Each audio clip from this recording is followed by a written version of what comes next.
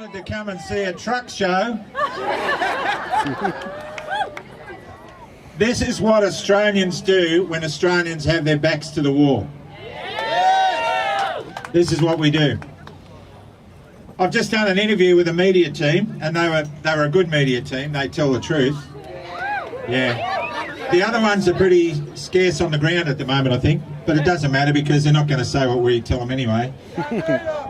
So they said to me, "What's going on here in Canberra?" And I said just what I said then. This is what happens when you push Australians' backs to the wall. Now, Scott Morrison, if you're going to have a political rally anytime soon, and the sooner the better, I'd love to see you get a crowd like this, mate. You won't get a rally like this. I don't want to take up too much of the speakers' times because it's important you hear what's going on, but I want to say this. It would be very easy for us to say we want them all out. We need to put a vacuum cleaner in that building behind us and suck all that crap out of there and dump it. Just dump them in there. Dump some ivermectin and get the parasites out. Dump some ivermectin in there and get the parasites out. But the truth is, we've got to give them an option to back out with grace. And if they don't follow that, then we need to go further.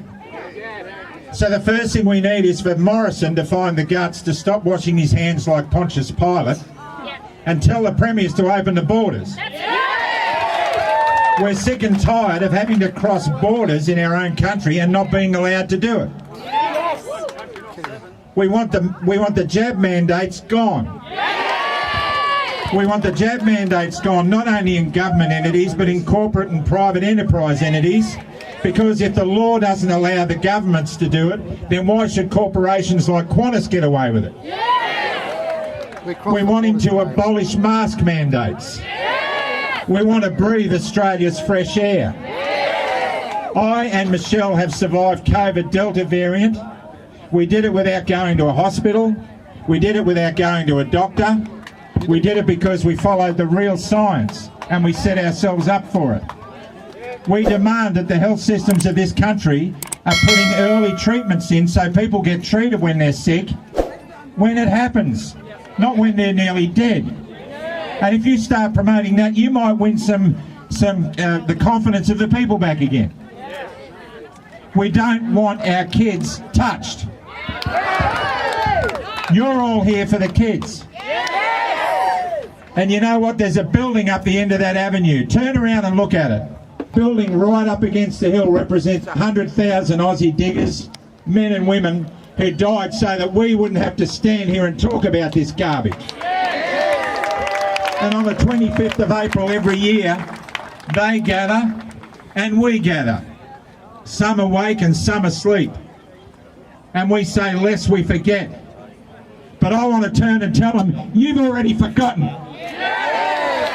You've forgotten. And if you're sitting home watching My Kitchen Stinks in the Block and mainstream news, and they're telling you, oh, the truckies are going on strike and the truckies are doing this because they're not happy with the road conditions, that's the latest apparently. The potholes. Then you're part of the problem. You're not part of the solution. And if you're not part of the solution, you need to get out of the way, because the people who are part of the solution are here and they're not going away lightly.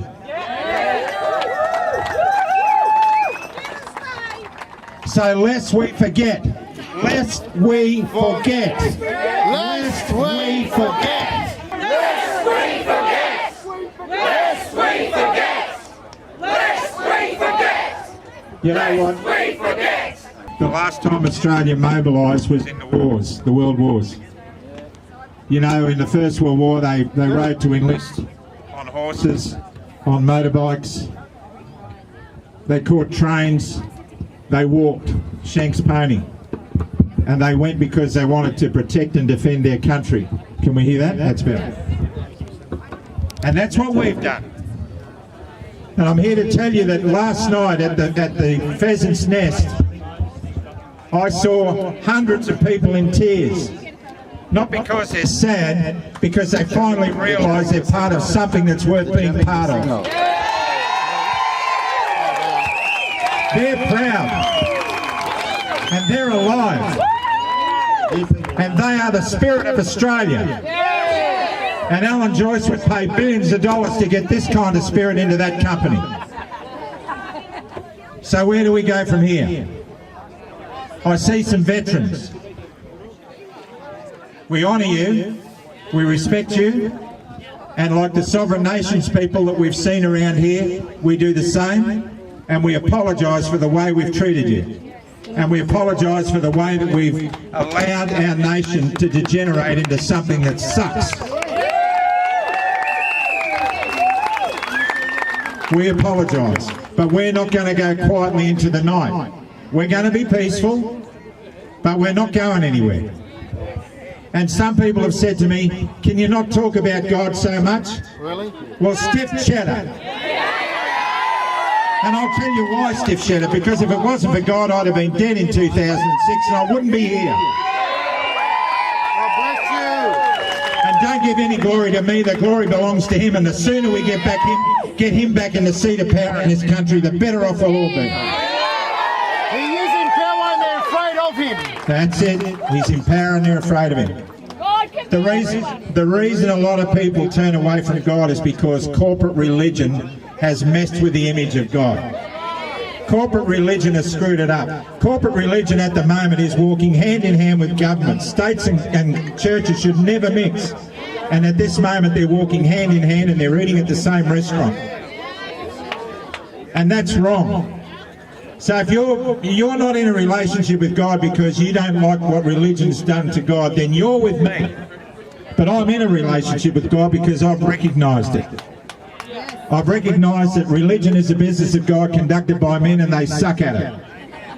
So what I'm about is having a relationship with God, and that's why I'm here, and I'll make no apologies to anybody for it. God bless you. Speak up, say it loud and clear. Now I'm thinking I'd like to pay my respects to that building way up on the other side of the hill. I may go up there tomorrow. I may go up there for a walk. And I want to stand there solemnly in front of what reminds us of the sacrifices that were made for us and tell them that we have not forgotten, we will never forget, and we will not let this lay down in the gutter like some of us are prepared to. So as I close now, I ask those of you